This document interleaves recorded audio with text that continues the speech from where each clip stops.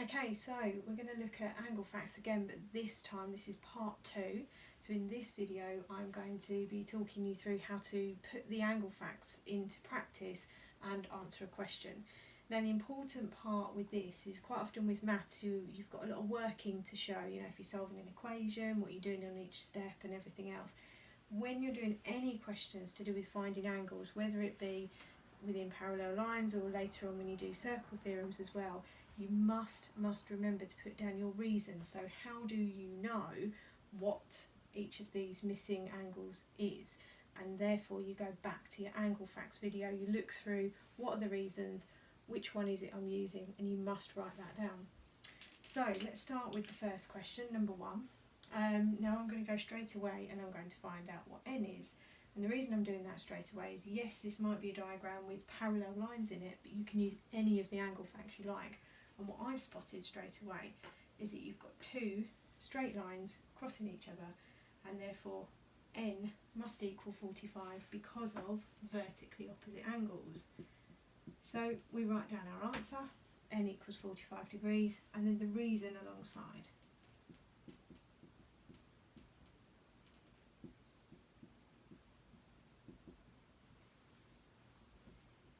Okay, then we need to find p.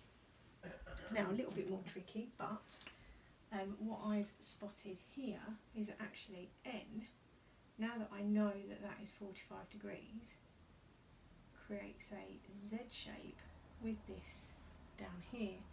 So that angle there must also be 45 degrees because we know n is 45 degrees. And that Z shape, if you remember rightly, is alternate angles. And then we can use the fact that 45 and P are on a straight line to work out what P is. So P is just 180 take away 45. So first of all I'm going to write that down.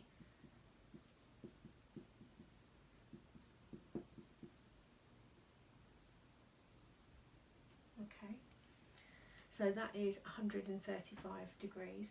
And then I'm going to write down my reasons. Now if you remember, first of all we use the Z shape, and that's alternate angles.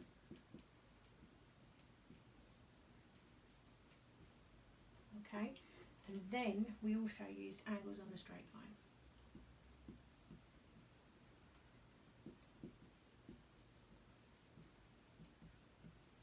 And you must write both reasons down. That's really, really important. And that's it, you've done the question. Okay, so neatly written out both answers with reasons, finished. Right, last question then, this one here. So it looks a little bit more tricky because actually where are the parallel lines? You have to look for them. They're here, okay? But we have also got a triangle, so we might have something else that we can use there.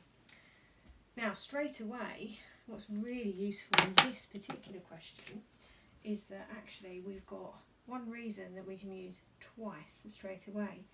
There's your parallel lines, and here, if you look very carefully, we have that F shape upside down, so these 2 angles are the same.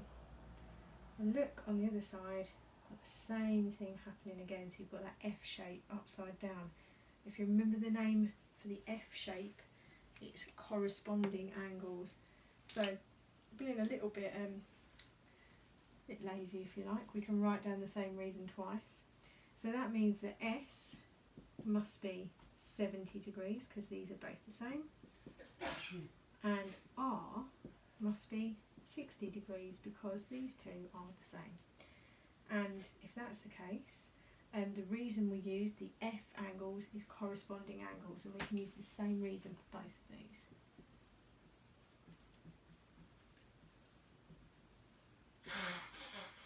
So we do not need to write it out twice.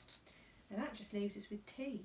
And actually a question that looked quite complicated becomes really nice and simple, because now we've just got a triangle.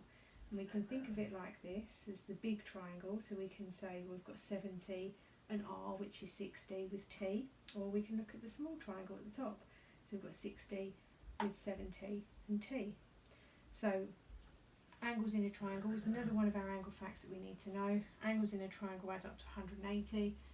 So this is going to be equal to 180 take away 60 and take away 70.